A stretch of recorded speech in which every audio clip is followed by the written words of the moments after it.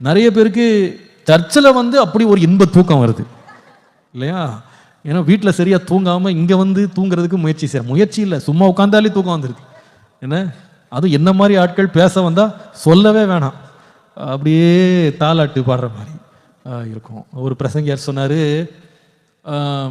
அதாவது அவர் ஒரு முறை பிரசங்கம் பண்ணாராம். பிரசங்கம் பண்ணால் கூட்டம் எல்லாம் தூங்குதான். அவர் அவ்வளோ மெதுவாக பிரசங்கம் பண்ணியிருக்காரு. என்னடா இப்படி எல்லாரும் தூங்குறாங்களேன்னு ரொம்ப மனசங்கடம் ஆயிட்டான். அதுக்கப்புறமா இவர் கன்வென்ஷனில் பேசிகிட்டே இருக்காரா, அந்த வெளியில் ஓப்பனில் கூட்டம், ஒரு நாய் வந்துச்சான். ஒரு நாய் வந்து உட்காந்துச்சான், அது யாரும் பார்க்கல, அது உட்காந்து அது தூங்கிடுச்சான். ரொம்ப சங்கடமாயிட்டான்.